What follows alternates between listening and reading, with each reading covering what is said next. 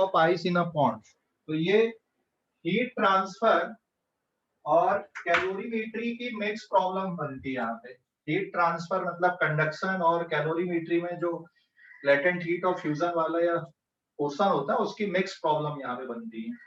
Problem कैसे बनती है यहाँ पे? Growth of ice in a lake और इन अ पॉन्ड। ठंड के दिनों में देखा होगा तुमने या न्यूज में सुना होगा, अपने इधर तो देखा ही नहीं देता ये।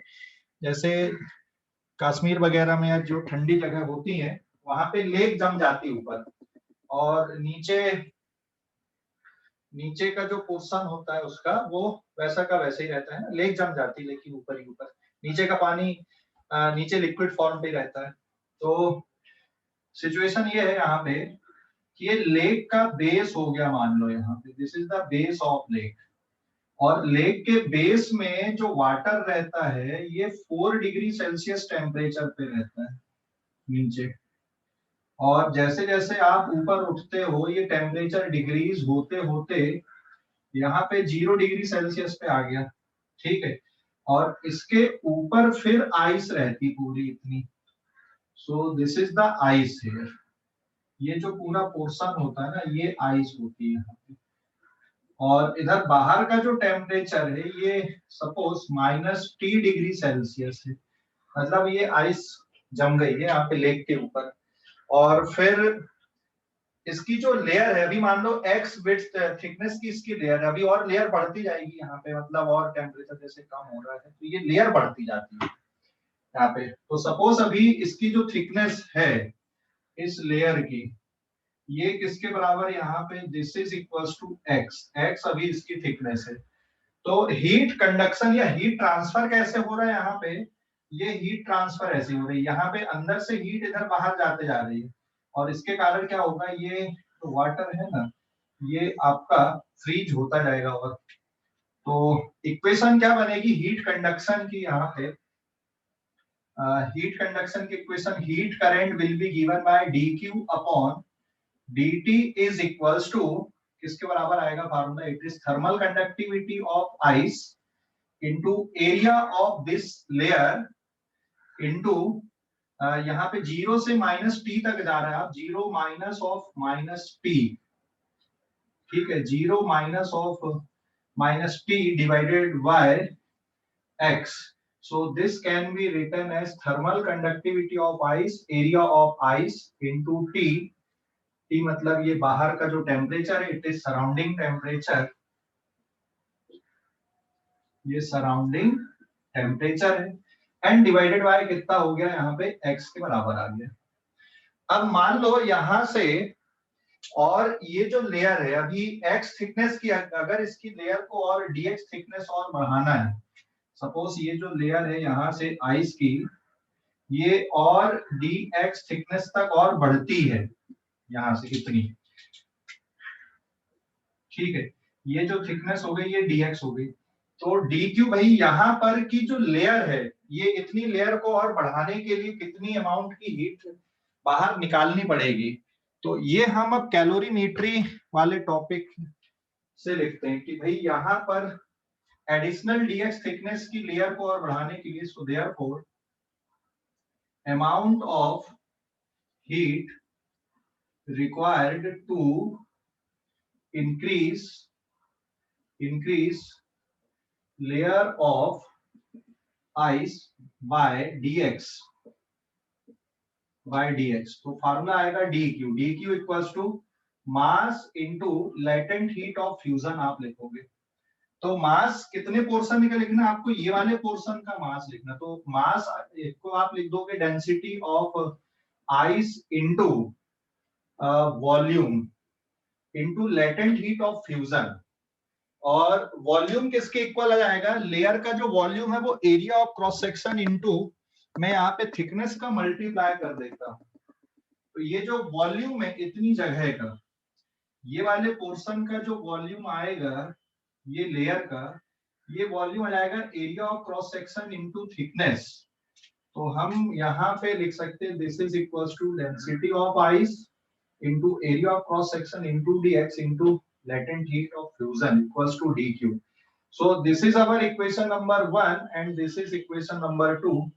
So from first and second first and second से अगर अपन देखें यहाँ पे, तो ये जो टर्म है dq की जगह पे आप ये लिख सकते हो, आप it is density of ice area of cross section into dx into latent heat of fusion divided by dt is equals to right side पे thermal conductivity of ice area of cross section temperature upon x।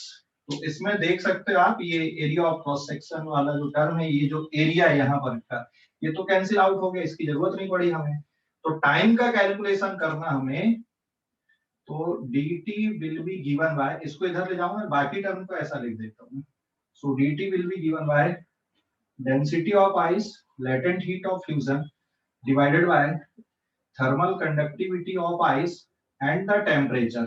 तो temperature उसको direct लिख लेना है, and it is equals to x dx। और अब इस equation को आपको क्या कर देना, इंटीग्रेट कर देना है। तो इस इक्वेशन को आपको इंटीग्रेट कर देना है। तो आइस की लेयर, कितनी थिकनेस की आइस की लेयर बनने के लिए कितना टाइम लगेगा, ये कैलकुलेट हो जाएगा यहाँ पे। तो अब इसको इंटीग्रेट कर देते हैं। तो ये पूरा जो टर्म है यहाँ पे, इतना, ये इतना पूरा टर्म क्या है, कांस्टेंट है। तो ये तो आ जाएगा आपका इंटीग्रेशन से बाहर। तो जो टाइम लगेगा यहाँ पे, मान लो आप लेयर की जो थिकनेस है, ये D1 से लेकर आप D2 तक थिकनेस को काउंट कर लो, या थिकनेस को मैं यहाँ पे H से डिनोट कर दे रहा हूँ, इट इज H1 से लेकर H2, और टाइम T1 से लेकर यहाँ पे आ जाएगा T2। तो सॉल्व करने पे ये इक्वेशन बनेगी आपकी, it is T2 minus T1 time difference.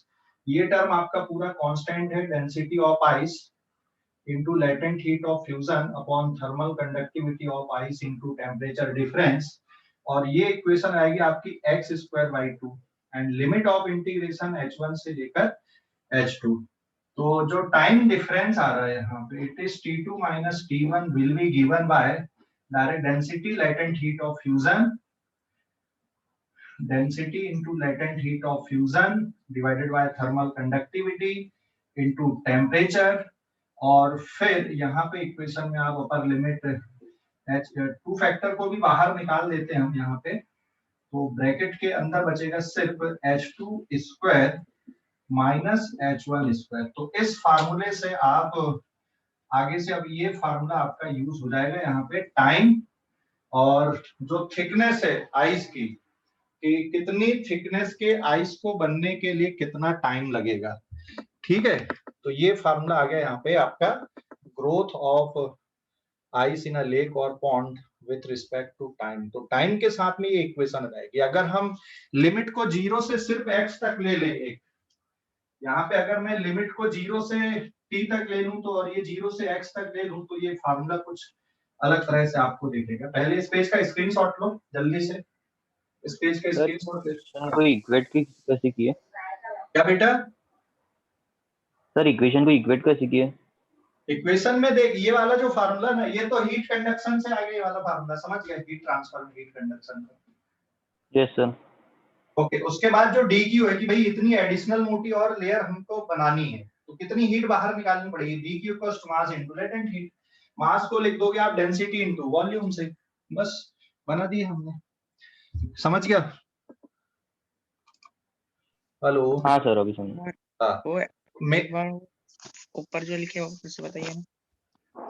देख, ये जो फार्मूला ना, ये तो हीट करंट का हो गया ना, कि यहाँ पे लेक के अंदर से बाहर की तरफ हीट ट्रांसफर हो रही है। तो ये हीट करंट का फार्मूला हो गया dq upon dt, thermal conductivity area of layer and temperature difference. यहाँ का टेम्परेचर 0 और ऊपर का हो गया माइनस टी, तो 0 minus of minus T divided by जो थिकनेस है अभी आइस की लेयर की, वो x है। क्लियर हो गया अभी? नहीं सर वापस, लेकिन टेम्परेचर 0 कैसे रहेगा? यानी वो आइस है तो कुछ अलग ही रहेगा ना, जैसे नीचे में 4 है। बेटा 4 से टेम्परेचर धीरे धीरे ऊपर जाते जाते कम होता जाएगा ना, 0 आया उसके बाद तो बर्फ जम जाएगी ना, और ऊपर का एटमॉस्फेयर का टेम्परेचर कितना, माइनस टी है ना। समझ गया अभी? या ओके सर। ओके, और नीचे बेस पे 4 क्यों? क्योंकि 4 डिग्री सेल्सियस पे वाटर की डेंसिटी सबसे ज्यादा होती है। तो जो 4 डिग्री सेल्सियस का पानी है ना, वो सबसे भारी होता है, वो सबसे नीचे रहेगा। और फिर, और इसीलिए तो पूरी लेक नहीं जमती कभी भी। और इसीलिए जो एक्वेटिक लाइफ्स है ना वो सरवाइव करती हैं, क्योंकि लेक जब भी जमती तो नीचे से नहीं जमती, वो ऊपर से जमती। क्यों? क्योंकि पहले जब टेम्परेचर डिक्रीज होता है ना तो पूरे पानी का टेम्परेचर 4 डिग्री सेल्सियस पे पहुंचता है। अब और टेम्परेचर गिरेगा तो 4 डिग्री वाला तो सबसे भारी रहेगा, वो नीचे ही रहेगा। उससे कम टेम्परेचर वाला पानी भी हल्का रहेगा, ठीक है, बर्फ तो हल्की होती है। तो इसलिए 4 डिग्री सेल्सियस वाला पानी सबसे भारी होता है, वो नीचे रहेगा बेस पे। और जैसे जैसे आप बेस से ऊपर आओगे, है ना, तो टेम्परेचर डिक्रीज होता जाएगा आपका। कभी भी जो लेक होती है, पॉन्ड होते हैं ना ठंडी जगहों पे, वो ऊपर से जमते हैं, नीचे से नहीं जमते कभी, इसलिए नीचे की एक्वेटिक लाइफ सर्वाइव करती है। यहाँ पर मान लो कोई पेड़ पौधे हैं, मछलियां हैं, वो यहाँ सर्वाइव करेंगी क्योंकि उनको तो पानी मिल रहा है, जमा नहीं, फ्रीज नहीं होगा। हाँ, ये तभी हो सकता है जब पूरा की पूरा लेक जम जाए, तो पूरा तो जमता नहीं है सच। समझ गए? हेलो, अरे समझ गए? Yes sir.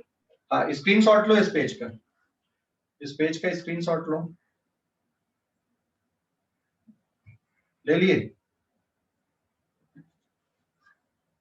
सर बट ये थर्मल एक्सपेंशन के बाद इसमें लाइट एंड हीट का फॉर्मूला क्यों लगा है? देख यहाँ पे और अभी x थिकनेस की बर्फ जमी हुई है ऑलरेडी, और dx थिकनेस की और बर्फ जमाना है, तो फिर यहाँ से आपको हीट निकालना पड़ेगा। तो हमने यहाँ पे कौन सा वाला फार्मूला लगा दिया, कैलोरीमेट्री में जो यूज किए थे, इस फार्मूले को लगाना पड़ा भाई। यहाँ से आपको हीट निकाल के और बर्फ बनाना है, तो फिर फार्मूला क्या लगेगा, d की equals to m into LF लगेगा। समझ गए? यस। स्क्रीनशॉट लो इस पेज का।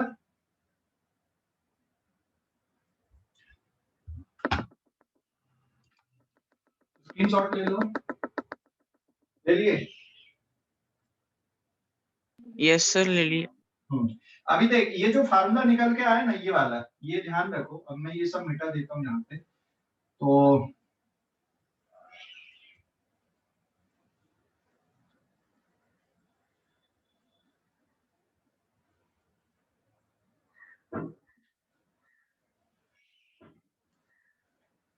This is page number 2।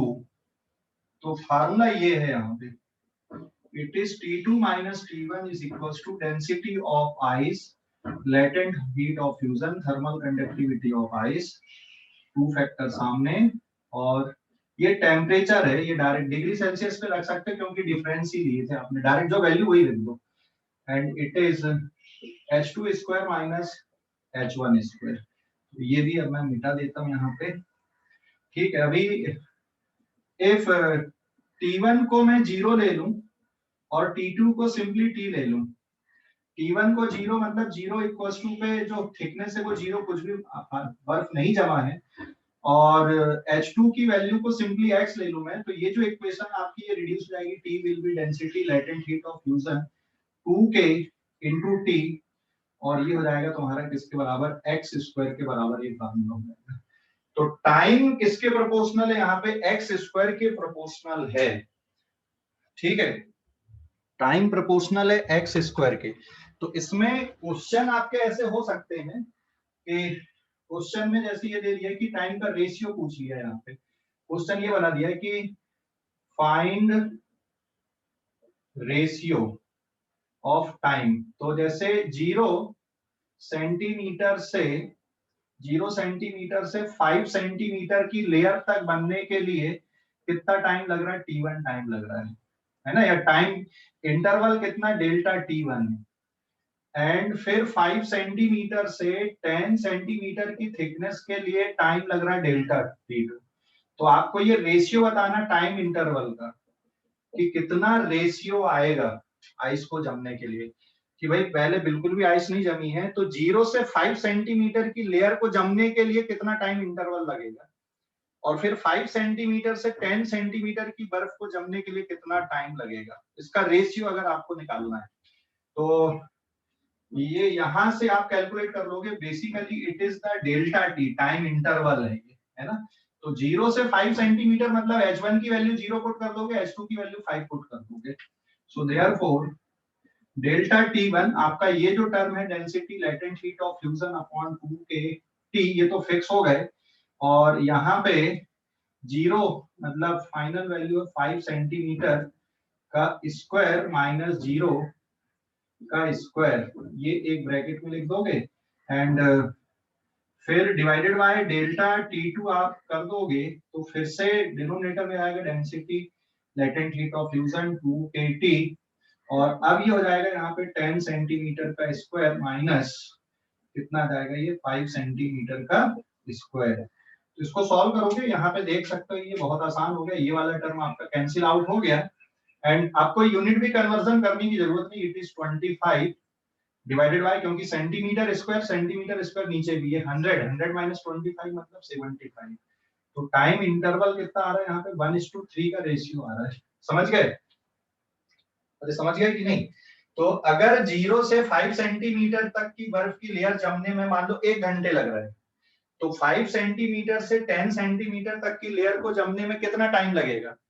3 our लगेगा। समझ गए? ये टाइम बढ़ता जाएगा यहाँ पे। क्लियर हो गया कि नहीं क्वेश्चन? Yes sir. हाँ, तो कैलकुलेशन ऐसे करने, इस तरह के कैलकुलेशन बनेंगे इसके। ठीक है, क्लियर? चलो आगे बढ़ते हैं अपन। स्क्रीनशॉट लो इस पेज का।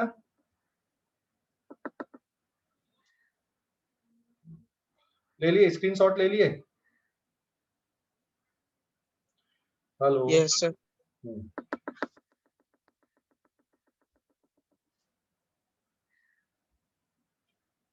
तो आप चाहो तो इस फार्मूले को ऐसा ध्यान रखो, सीधा सीधा delta t is equals to time interval for the formation of ice layer of thickness, it is density of ice, latent heat of fusion 2k, thermal conductivity of ice into t. ये positive value लेना, minus minus plus हो गया था यहाँ पे, ठीक है, और ये हो जाएगा तुम्हारा xf square minus xi square. ठीक है, तो ये आप इस तरह से याद रख सकते हैं इसको फार्मूले को। ऐसा भी आप याद करने का तरीका ये भी हो सकता है, ऐसा है ना, मतलब जो टाइम है वो किसके प्रोपोर्शनल होता है, यहाँ पे x स्क्वायर के प्रोपोर्शनल। तो क्वेश्चन समझ में ये फार्मूला बन गया। स्क्रीनशॉट लो, आगे बता रहा हूँ, अगली प्रॉब्लम पे आ रहा है। ठीक है, जल्दी से ले लो। ले लिए?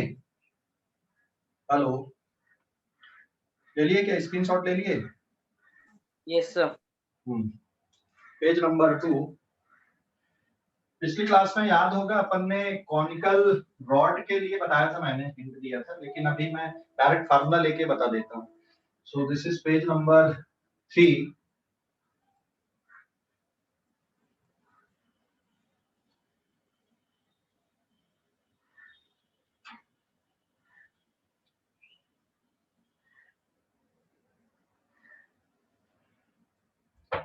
दिस इज पेज नंबर 3, ध्यान देना। हीट कंडक्शन इन सम केसेस, हीट कंडक्शन का फार्मूला देखो। अगर इस तरह की कॉनिकल रॉड होती है ऐसी, मतलब दोनों तरफ का जो एरिया ऑफ क्रॉस सेक्शन है ये अलग अलग, ये R2 और ये R1 रेडियस है, ठीक है, और इसकी जो लेंथ है, सपोज लेंथ L के इक्वल है, तो बेटा इसका जो रेजिस्टेंस होता है, रेजिस्टेंस का फार्मूला आता है इसका, रेजिस्टेंस R विल बी, मैं रेजिस्टेंस लिख दूं तो थर्मल रेजिस्टेंस भी लिख सकते हैं अपन। Now the resistance, electrical resistance is rho into L divided by pi into R1 into R2 बनता है। This is the thermal resistance. चलो R1 R2 की जगह ना A और B के फॉर्म पे लिख देते हैं। ये B रेडियस है, यहाँ पे A रेडियस है, तो ये अलग अलग क्रॉस सेक्शन यहाँ पे, और करंट का जो डायरेक्शन है वो इस तरह से है। तो जो इलेक्ट्रिकल रेजिस्टेंस है it is rho into L upon pi AB के बराबर इसका फार्मूला होता है। तो फिर थर्मल रेजिस्टेंस का फार्मूला क्या बन जाएगा, इसी से कंपेयर कर लो। रेसिस्टिविटी को आप थर्मल कंडक्टिविटी से रिप्लेस कर सकते हो। तो हीट करंट का जो फार्मूला है, since conductivity is reciprocal of resistivity where K is conductivity, है ना, तो अगर मैं ये वाले एंड का टेम्परेचर T1 डिग्री सेल्सियस ले लूं, इस एंड का टेम्परेचर T2 डिग्री सेल्सियस ले लूं, तो जो हीट करंट है यहाँ पे H, ये किसके बराबर आएगा? Now heat current will be, अपन ने डायरेक्ट पढ़ा था T1 minus T2 divided by thermal resistance, तो यहाँ पे जो थर्मल रेजिस्टेंस इसका फार्मूला जाएगा 1 upon thermal conductivity length divided by pi into AB। आप ऐसा लिख सकते हो इसको। सो हीट करंट जिसको आप dq अपॉन dt भी लिख सकते हो, delta q upon delta t भी लिख सकते हो। It is T1 minus T2। ये सपोज आपका हॉट एंड है and it is cold and, तो फार्मूला रिड्यूस हो जाएगा आपका। रेजिस्टेंस की जगह पे आप लिख दोगे 1 upon thermal conductivity into length upon pi AB। जो हीट का फ्लो है वो कैसा हो रहा है यहाँ पे, अलोंग द लाइन हो रहा है। This is the direction of heat flow. ये इस तरह से हीट यहाँ पे फ्लो हो रही एक एंड से दूसरे एंड की तरफ। इसको रीअरेंज कर देते हैं तो it is thermal conductivity pi AB upon L into T1 minus T2। This is the required formula for heat current. लेकिन तुम्हें ध्यान होगा पिछली क्लास में मैंने इसका डेरिवेशन बताया था कि ये जो थर्मल रेजिस्टेंस ये आया कैसे है ना। तो डेरिवेशन की जो अप्रोच है वो ऐसी नहीं, ये तो मैंने सीधे सीधे बता दिया, बट पिछली क्लास में मैंने डेरिवेशन की अप्रोच बताया था। इसका इंटीग्रेट करना पड़ता है, फंक्शन बनाना पड़ता है, तब ये सॉल्व होके आता है ना। स्क्रीनशॉट लो इस पेज का भाई, ये सीधे सीधे आप याद रख सकते हो, ठीक है। हेलो, अरे समझ गए? Hello, Yes, sir.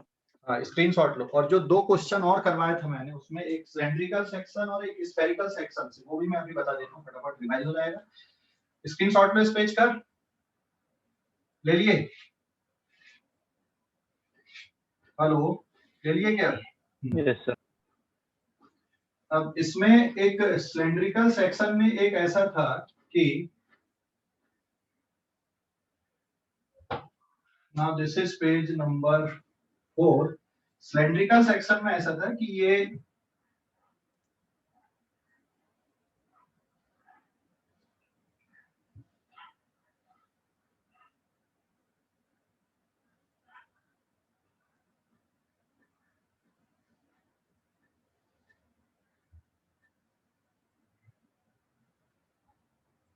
ठीक है, ये सिलेंड्रिकल सेक्शन है ऐसा, है ना। और यहाँ पे अंदर का जो टेम्परेचर है ये T1 डिग्री सेल्सियस, इधर बाहर का टेम्परेचर T2 डिग्री सेल्सियस। मतलब जो हीट का फ्लो है इधर पे इंसुलेट कर दिए, जो हीट का फ्लो है वो कैसा आ रहा है यहाँ पे, ये इंसुलेटिंग कर दिए अपन ने ऐसा।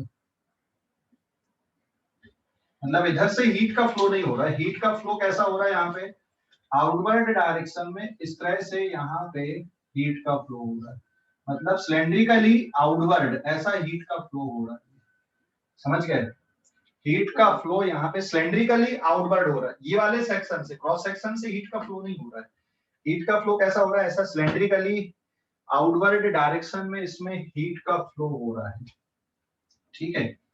तो इसकी लेंथ सपोज L के बराबर है और inner radius and outer radius, inner radius is A and suppose outer radius is B।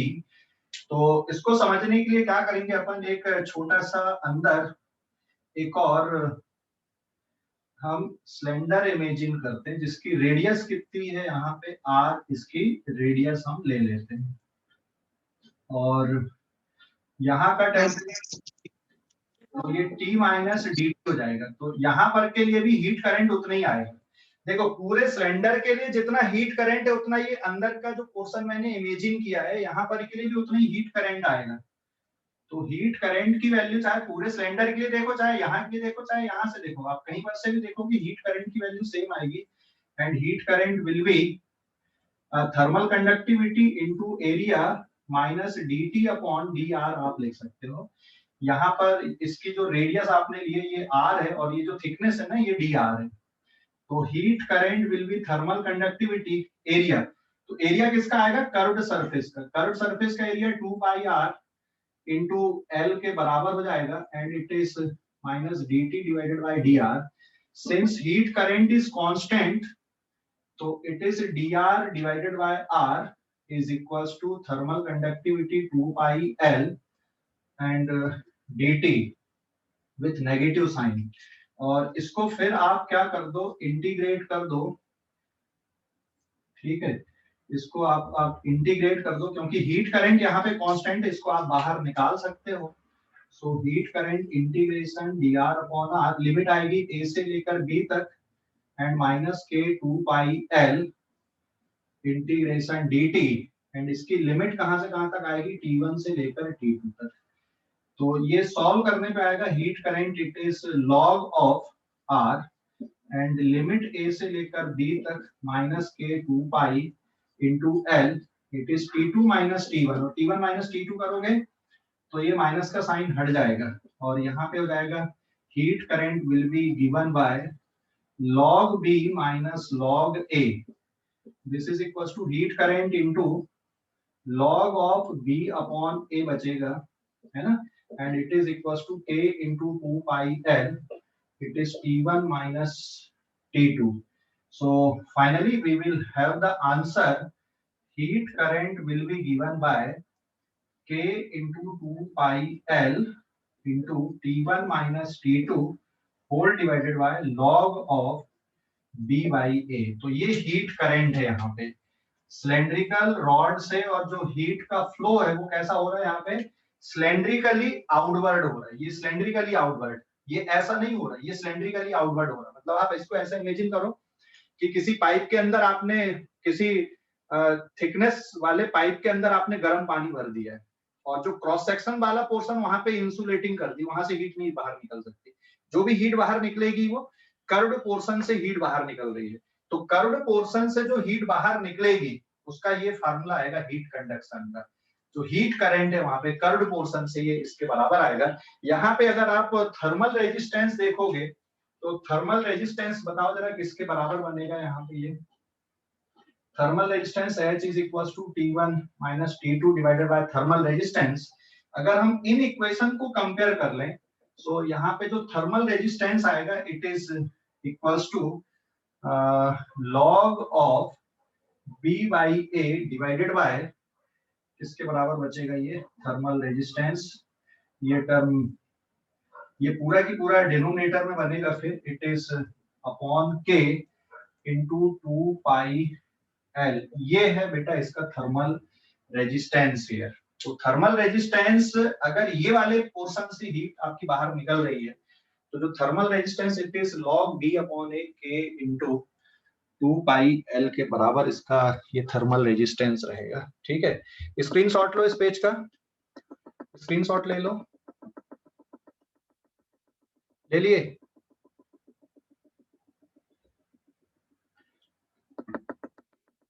ले लिए स्क्रीनशॉट ले लिए, hello yes sir.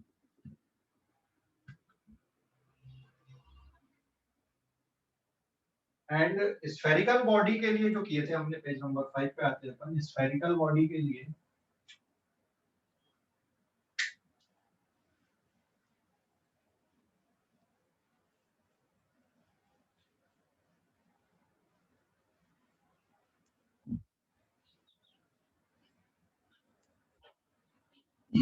Heat conduction through spherical body.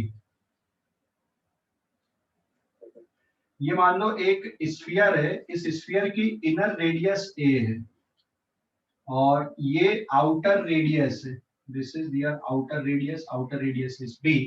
यहाँ पे अंदर आपने T1 डिग्री सेल्सियस टेम्परेचर, बाहर आपका T2 डिग्री सेल्सियस टेम्परेचर है, ये हॉट है, अंदर आपने पूरा गर्म रख दिए और ये कोल्ड एंड है। तो जो हीट यहाँ पे बाहर निकलेगी वो इस तरह से स्फेरिकली बाहर निकलेगी हीट यहाँ पे। सो हीट का जो फ्लो है यहाँ पे ये इस तरह से आएगा, मतलब हीट ऐसी फ्लो हो रही है यहाँ पे, है ना। तो इसमें देखोगे जितनी हीट यहाँ पर से निकलेगी या हीट करंट बाहर की लेयर से जितना है उतना ये अंदर वाली लेयर से, उतना ही यहाँ पे इसके बीच में अगर तुम कोई स्फीयर कंसीडर करते हो तो यहाँ से भी हीट करंट उतना ही आएगा। देख यहाँ पे 1 2 3 4 5 6 7 लाइन है, तो इसके लिए भी 7 लाइन है, इसके लिए भी 7 लाइन है, इसलिए हीट करंट यहाँ पर भी कांस्टेंट है, जैसे इसके पहले वाले केस में देखे थे। तो ये वाले स्फीयर के लिए, आर रेडियस के स्फीयर के लिए भी उतना ही हीट करंट है, ए रेडियस के लिए भी उतना ही है, बी रेडियस वाले के लिए उतना ही है। तो यहाँ से आप इनफाइनाइट स्फीयर बना सकते हो और हर एक स्फीयर के लिए, हर एक सेल के लिए हीट करंट कैसा आएगा, कांस्टेंट रहेगा। तो जो फार्मूलेशन है, आप यहाँ पे dr थिकनेस की सेल के लिए पहले हीट करंट का फार्मूला लिख दोगे, ठीक है। तो यहाँ का टेम्परेचर T और ये हो जाएगा T माइनस dt। तो हीट करंट का formula, this is heat current through R radius cell, heat current through the spherical cell of radius R and thickness dr। तो हीट करंट कितना आएगा, H is equal to thermal conductivity area into minus dt upon dr। और ये formula हो जाएगा surface area of sphere is now it is 4 pi r square and it is dt upon dr with negative sign. तो heat current देखो, dr thickness की ऐसी बहुत सारी सेल बन जाएंगी यहाँ पे, तो हर एक सेल के लिए उतना ही हीट करंट आएगा जितना इस सेल के लिए, उतना ही यहाँ पर के लिए, उतना ही यहाँ पर के लिए, उतना ही यहाँ पर के लिए, सबके लिए एक जैसा हीट करंट मिलेगा, ठीक है। क्योंकि जो हीट करंट है वो स्फेरिकली बाहर निकल रही, तो ये वाली सेल के लिए भी उतना ही हीट करंट है, इसके बाहर वाली सेल के लिए भी उतना ही हीट करंट आएगा। आप जितनी भी सेल ले लो यहाँ पे ए से लेकर बी तक, सबके लिए सेम हीट करंट आएगा। तो ये जो फार्मूला है, it is H into dr divided by r square is equals to minus 4 pi k and dt। और फिर इसको आपको इंटीग्रेट कर देना है, एंड लिमिट ऑफ इंटीग्रेशन देखो, रेडियस कहाँ से चालू हो रही, A से B तक, और टेम्परेचर कहाँ से चालू होगा, T1 से लेकर T2 तक। इसको सॉल्व कर दोगे तो हीट करंट आ जाएगा बाहर, और इसका इंटीग्रेशन आएगा r की पावर -1 अपॉन -1 लिमिट a से लेके b, it is 4 pi k dt की जगह पे T2 minus T1 with negative sign. तो और सिंपलीफाई कर दो, h इंटू ये कितना हो गया -1 upon b and +1 upon a, minus minus cut जाएगा, and it is equals to 4 pi k T1 minus T2। इसको और सिंपलीफाई कर देते, heat current will be given by it is b minus a upon ab is equals to 4 pi k T1 minus T2. So now the formula for heat current will be given by thermal conductivity into 4 pi ab upon b minus a into T1 minus T2 is the required formula. तो आप इसको thermal resistance के term पे भी लिख दो, T1 minus T2 divided by thermal resistance. तो इस स्फेरिकल सेल के लिए जो थर्मल रेजिस्टेंस है वो यहाँ से आपका कैलकुलेट होके आ जाएगा। अगर आप कंपेयर कर लो इन दोनों को, तो thermal resistance will be given bye it is b minus a upon 4 pi, sorry it is thermal conductivity into 4 pi into ab के बराबर, ये इसका थर्मल रेजिस्टेंस है यहाँ पे, ठीक है। स्क्रीनशॉट ले लो इस पेज का, समझ गए, ये पिछली क्लास में अपन ने ऑलरेडी डिस्कस किया था, पर मैंने एक बार और आपको एक्सप्लेन कर दिया। ये ले लो, स्क्रीनशॉट ले लो। हेलो, ले लिए? Yes, sir. Okay, and then अभी एक और क्वेश्चन मैं डिस्कस कर रहा हूँ यहाँ पे, देखो कैसे। Now this is page number 6।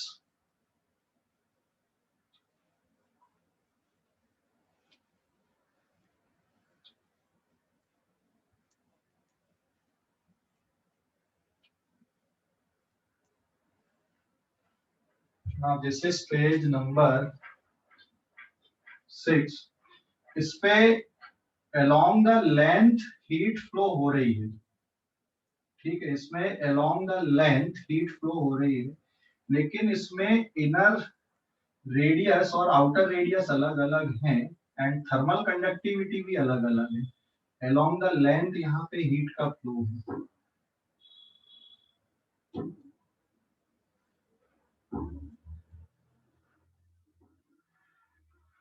ठीक है। इस साइड से आपने इंसुलेटिंग मटेरियल लगा दिया है, ये ऐसा,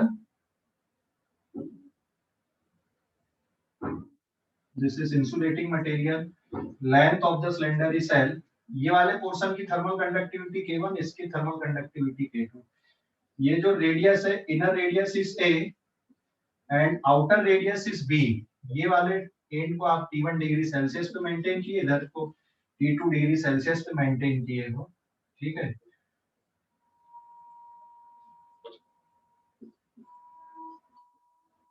अब जो हीट का फ्लो हो रहा है यहाँ पे देखो, मतलब आपके पास में एक सॉलिड सिलेंड्रिकल पाइप है, आप जैसे समझ लो ना, जैसे जो घरों में हम बिजली के वायर यूज करते हैं, है ना, केबल तार यूज करते हैं, तो बाहर की जो कोटिंग है मान लो वो भी मेटल की, एक अंदर आपका कॉपर मेटल हो गया, बाहर की कोटिंग मान लो आपका एल्युमिनियम मेटल हो गया, तो डबल कोटिंग वाले वायर हो गए, अलग अलग थर्मल कंडक्टिविटी के, और एक एंड को आपने T1 टेम्परेचर लिया और दूसरे एंड को आपने T2 टेम्परेचर लिया हुआ है। ये सपोज आपका हॉट एंड है और ये सपोज आपका कोल्ड एंड है।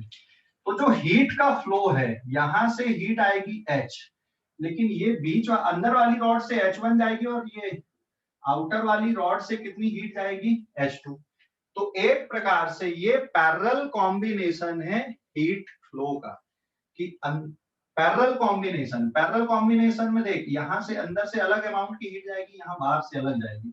So total heat current will be given bye H1 plus H2 and formula क्या आएगा, थर्मल कंडक्टिविटी K1, फिर area of cross section A1, फिर temperature difference T1 minus T2 divided by length L plus thermal conductivity K2, area of cross section ये T1 minus T2 and whole divided by L। तो जो common term है उनको एक साथ लिख दो, तो total heat current dQ upon dt will be given bye, यहाँ पे आपके जो कॉमन टर्म्स हैं इट इज टेम्परेचर डिफरेंस, तो फार्मूला हो जाएगा K1 A1 plus K2 A2 into T1 minus T2 divided by L, इसको आप अलग लिख सकते हो। एंड नाउ K1 A1 मतलब ये अंदर का cross section pi into a square plus K2, बाहर का जो क्रॉस सेक्शन है देखो यहाँ पे ये वाला जो क्रॉस सेक्शन है इसका एरिया A1 मतलब पाई इनटू a स्क्वायर, और ये वाला जो क्रॉस सेक्शन है जिसको मैंने रेड कलर की शेड दी है, इसका जो एरिया आएगा it is pi into b square minus a square रहेगा, है ना। तो formula will be pi into b square minus a square into T1 minus T2 divided by L, and therefore total heat current will be, it is K1 pi a square plus K2 pi into b square minus a square upon L into T1 minus T2. So this is the total heat current here. और equivalent thermal conductivity निकालना है, तो आप इसको ऐसा भी लिख सकते हो, H is equals to K equivalent into area into T1 minus T2 divided by L. So it is K equivalent, but area will be pi into B square and T1 minus T2 divided by L. Pi into B square क्यों ले रहे हैं, क्योंकि equivalent thermal conductivity में आपको पूरी rod को लेना पड़ेगा, तो पूरी रॉड का क्रॉस सेक्शनल एरिया लेना है। तो equivalent thermal conductivity अब दोनों की इक्वेट कर दो, तो T1 T2 और ये L कट जाएगा आपका, यहाँ से पाई अलग निकल के कट जाएगा। सो इक्विवेलेंट थर्मल कंडक्टिविटी यहाँ पे आपकी आ जाएगी, K equivalent will be, pi pi भी कट गया, K1 into a square plus K2 into b square minus a square whole divided by कितना बचेगा, ये b स्क्वायर बचेगा। So this is the equivalent thermal conductivity of this arrangement. ठीक है, screenshot ले लो पेज का। Yes sir. के इक्विवेलेंट का कंपैरिजन देख लो कैसे किया, ठीक है। स्क्रीनशॉट ले लो, आज के लिए इतना ही।